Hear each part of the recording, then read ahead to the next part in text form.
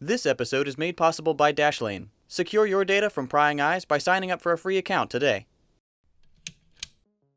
We live in a time when the world's most valuable commodity isn't spices, gold, or steel, but data. Information is what drives our modern society. It allows brands to target their advertisements towards promising viewers, or political groups to spread less than accurate attack ads among susceptible voters. Companies like Facebook know what we like, what we dislike, who our friends are, where we live, what we look like, and what we do online. The reasoning behind this data gathering is, of course, presented as a positive thing by those doing the gathering. Wouldn't you rather see advertisements for products that fit your lifestyle? And political news stories that fit your worldview? And isn't it nice to see what friends and family are up to, no matter where in the world they might be? The presumed answer is obvious to most people. Yeah, that sounds pretty convenient. But in exchange for that convenience, what are we sacrificing? In recent months, we've seen an explosion of negative reactions to Facebook's connection to Cambridge Analytica, the research firm that, in cooperation with a third-party researcher named Alexander Kogan, sent a simple questionnaire to about 300,000 Americans in 2014. The quiz seemed fairly innocent. Over 100 easy personality traits with which to agree or disagree. In exchange for taking the quiz, users were rewarded with a few dollars. Here's the catch. In order to take the quiz, users had to log in with Facebook, giving Kogan and, by extension, Cambridge Analytica access to your personal information, including most importantly your likes and your friends list. Kogan used the quiz to develop a personality profile, much like what you get when you take any other online personality test. He then combined that profile with users' voting records and sent the data over to Cambridge Analytica to be used at their discretion. But it didn't stop with the 300,000 people who received the questionnaire. Kogan's app also harvested the information of an additional 87 million people, creating similar personality profiles without their knowledge or consent. Cambridge Analytica then used this treasure trove of information to target Facebook users with sensational political messages, and CA higher-ups were even seen bragging about their influence behind the Trump campaign in a recent Channel 4 News expose. Of course, the current administration explicitly denies such a connection. Regardless of the outcome, what Kogan did was a direct breach of Facebook's policy.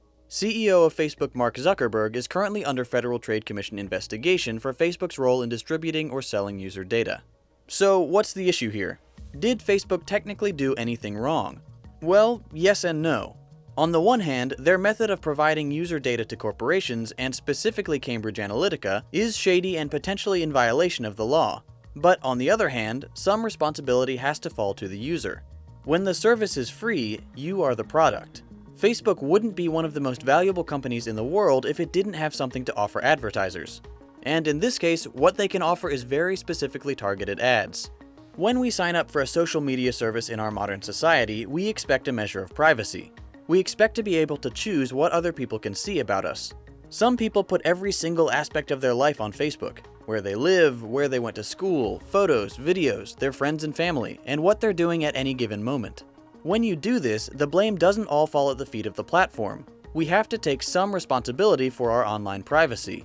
The people who shared public political beliefs, liked right-wing pages, or lived in certain areas of the country received very aggressive and often outright false political advertisements thanks to Cambridge Analytica's hyper-targeted campaign. And while the full extent of the effect on the 2016 presidential election is still unknown, experts are beginning to suspect it was more significant than previously thought. Okay, so what's the big deal? People who were inclined to vote Republican or were on the fence were shown ads that favored one candidate. Is that really such a big problem? To put it simply, yes. If it comes to light that Facebook was indeed in violation of the law in providing data to Cambridge Analytica, and especially if the results of CA's political campaign are shown to have significantly impacted the 2016 election by spreading false information and nothing is done about it, that will indicate to these companies and social media platforms that they can engage in this sort of behavior without fear of repercussion. Online smear campaigns and fake news will become even more commonplace. Susceptible groups such as the older generations and the less educated will be completely unaware of a very real danger of being force-fed fake or highly skewed information, further dividing and polarizing the country. The unfortunate truth of the matter is that in today's social climate, outrage over any event passes quickly in favor of a new scandal. And without pressure from Facebook's 2 billion strong user base, the platform may not be held accountable for their transgressions. If the government doesn't decide to step in and mandate changes to how user data is handled, we could be well on our way to a system that makes the internet so targeted that it's impossible to find reliable, unbiased information. As we enter this renaissance of the importance of personal privacy and the birth and implementation of truly intelligent AI and machine learning techniques, we are at the very beginning of what corporations and political groups could do with our data. Consider China's new mandatory social credit system. Chinese social media carefully monitors user data, tracking people's behavior. If your social credit score gets too low, the government can ban you from booking flights or train rides, throttle your internet speed, ban you or your children from better schools, keep you out of the best hotels, prevent you from landing jobs at state-owned corporations or large banks, and publicly shame you for being a bad citizen. The methods for determining this score are currently kept secret. But with the amount of data companies like Facebook have access to, there's very little standing in the way of implementing a similar system in the United States, with or without our knowledge. Of course, sneaky Facebook quizzes aren't the only way to have your valuable information stolen. It's disturbingly easy to acquire passwords from most people and even companies. This is particularly dangerous because many people have sensitive documents in their email, or even worse, share the same password between email, bank, and online services. All it takes is for that single password to fall into the wrong hands, and all of your information is up for grabs. Some of you probably remember the OurMine YouTube hack from April of 2017. Some group managed to acquire the password to a prominent multi-channel network and change the names and descriptions of dozens of videos across many popular channels, including this one. Luckily, this group only used their newfound power to advertise a Minecraft server, but the outcome could have been much, much worse. All this to say, our modern information age is more dangerous than it appears.